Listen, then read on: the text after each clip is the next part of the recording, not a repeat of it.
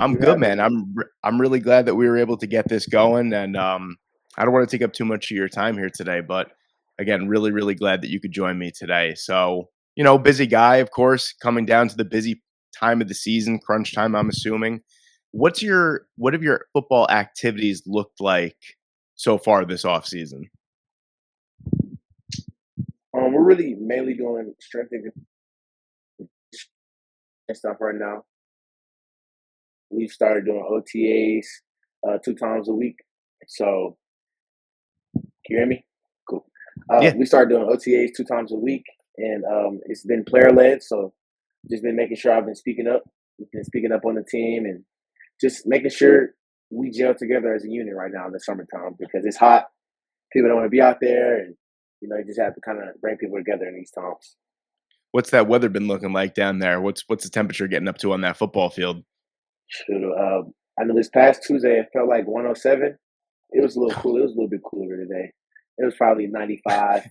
So Oh yeah, it's yeah. better, That but it's sounds still great. hot out Yeah. there. Yeah, but like So it was 107, and on the turf, it probably was 10 degrees hotter on the turf. So that's crazy, man. So those player led practices and OTAs, what do those look like? Are those a little bit more on the lighter side than what a regular practice would be like? we always start off with conditioning. I know most schools might not do that, so we might run 110-yard sprints or gas drills or something. So once we do that, then we'll do like individual drills. So I've been running the individual drills and stuff, and then we'll go to 7-on-7. So it's completely player led. Then we have some strength coaches there, but not much. But completely player led, and we just talking trash, having fun out there.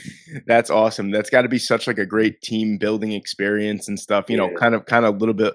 I don't want to say lackadaisical, but a little bit more lax. You don't have the pressure of all the coaches on you. That's awesome, man. I yeah, love that. it's So been good. once the season starts, what's your on campus life look like? Or what's a daily schedule for you with the season going on? Um, this will actually be the first season I've been all online classes. Oh, So nice. every other season in the past, I've had class twice a week. So this year would probably look a little bit different. Um, we are a morning practice team, so once we practice in the mornings, I'll probably get in the cold tubs for a little bit. Since I don't have class or anything, maybe watch some film, like just hang out. I can really gear my head towards football. I started my master's degree this summer, so that'll be good for me to make sure I lock in on my work. So I'll probably try to get my work done in the beginning of the week, early of the week, so I lock in on football closer to Saturday time. So Congratulations, man. That's awesome. I actually just had a interview a couple days ago with Carter Bell. He's a wide receiver from South Dakota, and he mentioned as well that actually his last like 3 years have been all online. He's like, it's great. really, He was like, you get so much more done for the most part, and I'm assuming you're still productive as it is, uber productive as it is when you have in person classes, but it's probably just so much easier on your mental as well, just having a little bit more time away from the classroom. yeah, it was good not having an hour and a half class because my master's classes would have been 3 hour like seminars. So Ugh. I'll pass on those this year and focus on football.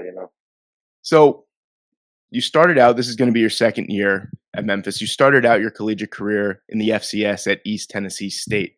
How did you Right. end up in the FCS?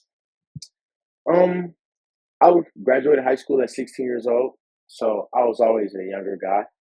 Um, I let's see, I was a two-star recruit coming out of high school.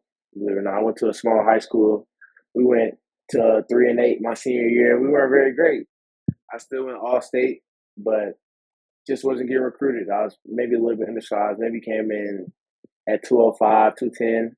So undersized, but always been like an athlete. Like the years I was at the years I was in high school, all conference, like from my sophomore year. So like I've always been good, but just kind of under recruited. Um, just kind of put a chip on my shoulder because I felt like I left some on the table my senior year.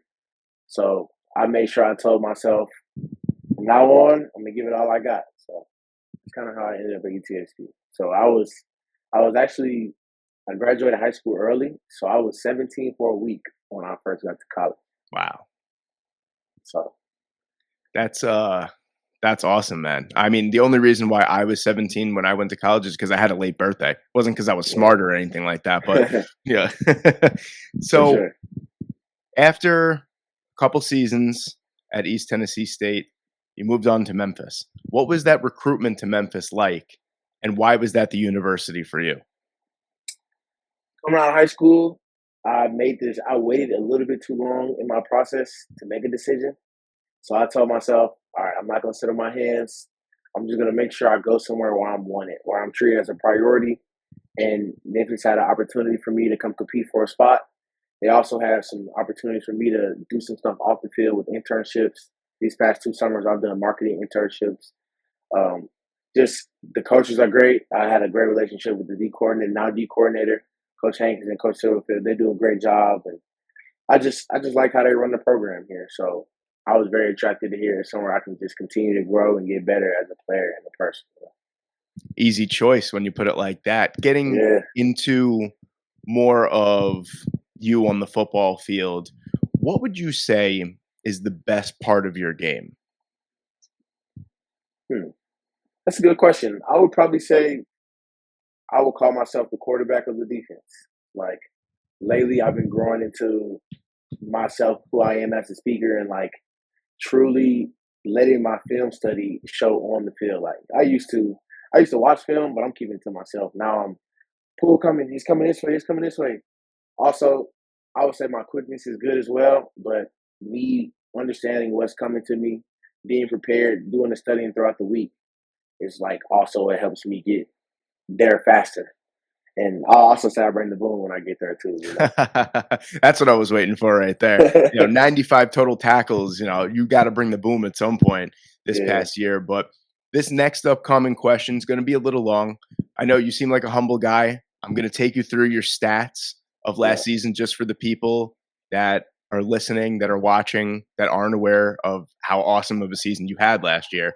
So first season in the FBS, mind you. So obviously, FCS, there's some awesome NFL level talent in the FCS, but we're talking about the FBS now. We're talking yep. about the big boys. So this is your first season in the FBS. 95 total tackles, 17 tackles for a loss, 3 sacks, 2 interceptions, 2 pass deflections, 2 forced fumbles, a fumble recovery, a defensive touchdown, and not to mention a first team all AAC selection. Now, Eh. I know that was a mouthful to get through, but after such a fantastic season, what area of your game have you tried to work on the most in this off season? Mm. I would say my fluidity in my hips. That's a good one, and also just my coverage skills as well. I've been spending a lot of time with the DBs. To answer the question, just make sure I was just being doing the little things in my game to continue to be the best player. My dad has always kind of instilled in me get a little bit better every day. Um, Me watching my film, just nitpicking every little detail. Not even watching the good plays for the most part, just continuing to learn and continuing to just take pieces of my game that I can get better at. With huge performances in games against Tulane and the Liberty Bowl against Iowa State, would you consider yourself a big game player? I hope I'm not a big game player. I hope I show up in all games, honestly. I have to do a better job being consistent. And also, I love the big games because it was always my dream to play on the big stage since a little kid. So, like playing Missouri and St. Louis and the Bowl, and games like those are super fun to me. But I want to be a consistent player. But I do seem to show up in some big games. But I want to show up every game. So hopefully, I'll make sure I show up in the stat sheet just as much as I do in those games. I mean, you know, tough to argue against last season with the statistics that you put up that you didn't show up in every single game because it sure as heck seems like you did. But when Yeah, you get those nationally televised games, the Liberty Bowl, I mean, considering, I mean, there's a million bowls nowadays, but considering the Liberty Bowl is a pretty decent sized bowl. Memphis was a good team last year. Iowa State, Rocco Beck is a yep. good quarterback as well. So that's a pretty big game, and a lot of people, it's funny, a lot of guys, unfortunately, and this is not me trying to disrespect anyone. Some guys that I interview, not a lot of people have heard of them. But when I mention Chandler Martin, they go, "I've heard good things. I've seen good things." You know what I'm saying? And it's That's a those good thing. it's those nationally televised games where, you show up. But I mean, gotta respect that answer. You want to show up at Yeah, every single game. that's a Fantastic good thing answer they've heard about me. there. Yeah, everything people are like, I've heard good things, seen good things. Even my partner for our Patreon was like, heard good things. Yes, sir. So that's always a good thing. So moving on to my next question for you would be, give me the three best words that could describe you as a football player. Let's see. Fast, physical, instinctive.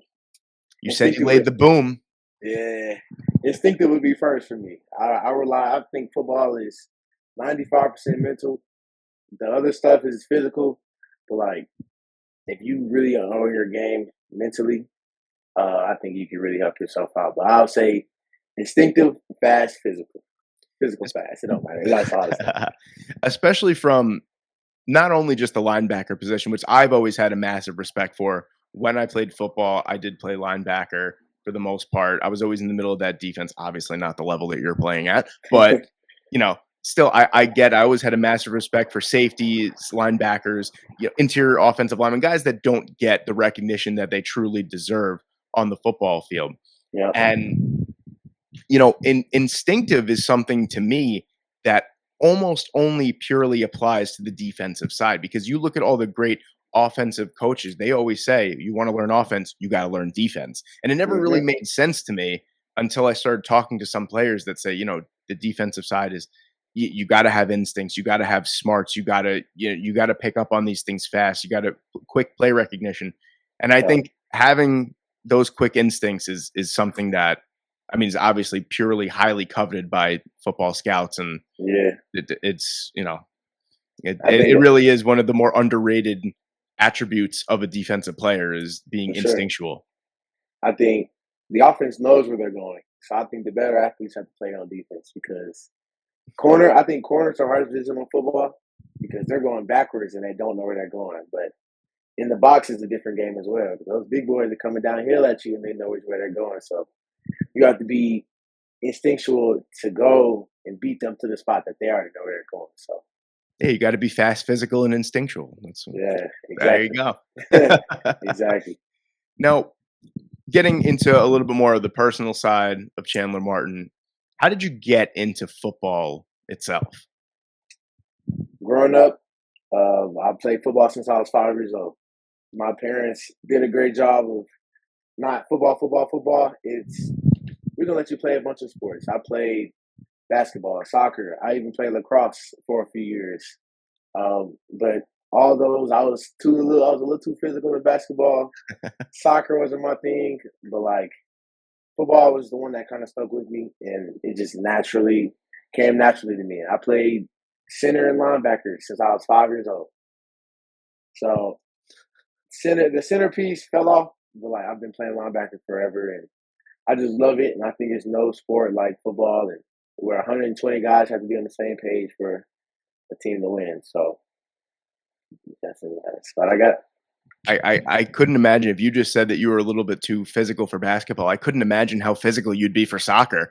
I mean, Yeah, more on the shoulder dude, you'd send those guys into the stands the way that for those sure. guys dive. Everyone, you would never be able Yeah. to put up with it. I just watched the United States lose to Panama, and those guys were rolling around the field like Hmm. they got shot. It was Yeah. unbelievable. But moving on to the next question I have for you. So, who was your favorite football player growing up? And was there any way that you tried to emulate your game today after that player? Growing up, my parents they both went to the University of Georgia, so I've always been a Bulldog fan. Um, younger Chan probably liked Ray Lewis a little bit more, but as I was kind of growing up, middle school, high school area, I was a big fan of Roquan Smith. Just always watching how he run to the ball, like fired up, and Georgia fans. I'm watching the Georgia game with my parents, and he's the one guy that always kind of stood out to me. So I would definitely say him. As I've gotten a little bit older and studied a little bit more NFL guys, I like Quincy Williams. I like how he plays. He's the fast guy. And then Jeremiah Usu-Cormo is one of my guys too. I like how he plays ball. JOK has always been one of Oh, my favorite names to say in football, just purely because. So That's a great name, and I'm a big Jet fan, so Oh hearing a yeah, Quincy Williams shout is for sure. fantastic. But yeah, man, I mean, Roquan Smith is a dog, literally and physically is a dog Literally, yeah. himself. So that's that's awesome. I mean, anyone that can emulate their game against any of those three guys. I mean, JOK so good in coverage too, so versatile. Hmm. More of the new school linebacker, I would say, Yeah.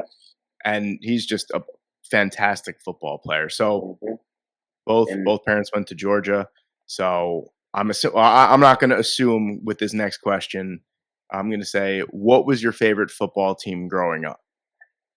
urban football team, NFL, definitely Legion of Boom. The Legion of Okay, Boom Seahawks. Now it was either the Falcons or the Seahawks, and the Falcons were okay back then, but the Seahawks were the ones. And just watching like a guy like Bobby Wagner, who's basically my size, 6 foot 230. Like it's not many guys in the NFL anymore as much 6'3", 250 guys.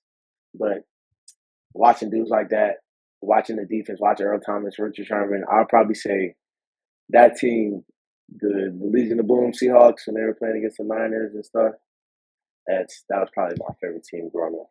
it's so amazing how we use the term like undersized for players, but then consistently throughout history, you look at players that have been undersized for so long. Like there's always one player, especially for the linebacker position, that I always go back and think to myself, like, that guy was undersized in like with the Ray Lewis's, you Yeah, know, all those guys. And that's Gary Brackett. He was a middle linebacker for the Colts, and he was 5'11", I'm 5'11" and like 250. I mean, he was an absolute bowling ball. I mean, imagine being 5'11", 250. That's unbelievable. yeah, But but I always remember him looking like a box on the field. It was so funny because he's so much smaller that, you know, he had Robert Mathis on one side as well. And you know, he was the unsung hero. And I love how everyone always says a little undersized. Look at Bobby Wagner, like you said, for instance, someone that's considered undersized height wise, but hmm, I mean, I think he's the best linebacker of this generation, I would say. He's been fantastic, and, yeah, you know, undersized to me never made sense. But getting into, again, more your stuff away from the field, do you have any interests or hobbies away from the football field? yeah. I actually do. Growing up, I've always been kind of entrepreneurial mind, entrepreneurial spirit. I used to sell lemonade at the yard sales. In high school, I sold like brownies and cookies and stuff. Like just anything I could do to be like an entrepreneur. So Um, I actually created my own T-shirt brand. Like I'm a marketing major, so I created my own T-shirt. My family has a bunch of shirts and stuff. So I also enjoy playing the video game. I'm pretty good at Madden, 2K, the Call of Duties of the world. I'm pretty good. But also lately, this past year, probably since December, I actually been getting into some photography a little bit, which has been really cool. And just trying to I always say I'm more than a football player. So like sometimes it's people see me as a football player, but they don't really see the person. So when you meet me, some people don't even know. Like, oh, you play football? They probably say I'm big, but like I'm definitely more than a football player, entrepreneurial mind, and Two things from that statement. One, we got to play Madden. Two, two, if you sell T-shirts or whatever it may be, I definitely want one. That's for sure. okay, I So have to pull it out. I have to go show it to you yeah, for sure. I definitely want one. That's awesome, man. And for sure. that's why, like, more towards the end of these interviews, I always try and get to know the person behind the football player itself because, like you said, not a lot of times, especially in the media, you know, anytime that football players get to talk, it's about the game. It's about the game. It's not whatever's going on behind it. So, Hmm. you know, I always try and just highlight on, you know, what's going on in the background and what's going on away from the football field itself. So, For my sure. next question to you would be, besides football, what's the most important thing in life to you? Most important thing in life, I would say, my faith would be something that's very important to me. It's probably faith, family, football. I think the faith thing is really something that keeps me grounded, keeps me humble as a man, and just knowing that football will end one day, and how you treat people, people remember how you treat people, and just being a man of my word and somebody that's a respectable person outside. Because we all know the football guys, that's the a holes, like that's that's not like football is not going to football is going to end one day. You got to go live life, and you can't do people like that. And just also my family. They've both my parents. I've been blessed to have both my parents my whole life, my siblings, and so those would probably be the two things, you know. It's a great answer and some sage advice, that's for sure. So, Yeah, off the field, what would be the best word that describes you as a person, as a man? off the field. I don't know. I would probably say intentional. That's been my word lately. Intentional. I've just been trying to be intentional with my life and how I do things. You know, maybe growing up a little bit, I was a little unintentional, a little lackadaisical. But now I try to be really, really mindful how I do anything because people used to say it, but like how you do anything, how you do everything is really true. So like, I'll give you an example. Probably a few months ago, I used to make my bed. Like I used to like, why you gotta make your bed? But now it's all right. It's like, all right, I'm gonna get up and do this task. I'm gonna be intentional about my day. Just kind of something how I start with, and just how I've been trying to live my life intentional. You know, All right. So I guess when I wake up tomorrow morning, the first thing I'm going to do is make my bed. make All the right. bed, make the bed. And then people say it's That's like get your brain on the habits or something like that. So yeah. it's I hear a lot of people actually say that that's it. Someone once told me that if you get up in the morning, even if you're tired and you make your bed, that's your first win of the day right there. And I always thought like, oh, if and when I do make my bed, I say, you know what, that's a win for today. So that's a win. I'm gonna take that and I'm gonna use that tomorrow. That's a win. I got two more questions for you before I let Yep. you go. I always end with these two questions. First, what can we expect from Chandler Martin in the 2024 college football season? Somebody that's flying around with their hair on fire, being a leader, speaking up with my teammates, and just having fun, making sure the game of football is still fun to these days, and just someone that's being myself out there, you know, just making tackles all over the field and hopefully a few picks. Last year, we said I had two picks. That was my first ever pick of my life. The pick six, my first ever pick of my life. So hopefully I can add a few more of those. What was running through your mind when, because I always ask when people like return touchdowns, like a couple years ago I interviewed Jacoby McLean, who had that 100-yard interception return for Auburn Mm. against Alabama in the Iron Bowl, and he was like, dude, he was like, I wasn't, there was nothing going on in my head. He was like, I just got to make it to the end zone. Yeah, So don't get caught. Pick your knees up. Don't get caught. That's the only thing I can think of because we played South Florida, and my teammates always get on me. I tripped when I had the fumble recovery. Don't want to talk about it, so I couldn't get caught. You know, that's awesome, man. And the last question I got for you, super important, at least for my side of things, is what would it mean for you to hear your name called during the 2025 NFL draft? I've been thinking about how I would feel. It'll probably be a wave of emotions. A lot of it's just it'll be huge for me, you know, because growing up, going to FCS schools, NFL is far away in FCS, you know. But like now, I really feel like I have a shot. I really feel like if I give my all, who knows what can happen, you know. So it'll mean a lot to me. I've been watching. I don't know if you know like the little documentary NFL things they be doing, the Mhm. behind the scenes. I watch those. I get real fired up. So it'll probably mean a lot to me, and just all the work I put in paid off. You know, 100%, man. You, this has been, not being partial or recency bias, this has been my favorite interview that I've done so far during this draft cycle. You're awesome, man. I really appreciate it, appreciate bro. you. Chandler Martin, I really appreciate you coming on, man. And I hope you have a fantastic 2024 season. Who knows if you go to if you go to the Senior Bowl or the Hula Bowl, we might meet in person. Yes, sir. I'll meet you there. I'll meet you at the Senior Bowl Love that, man. Thank you again for coming on today. for sure. I appreciate it. And I got to get you a shirt too. So. Yes, absolutely, man.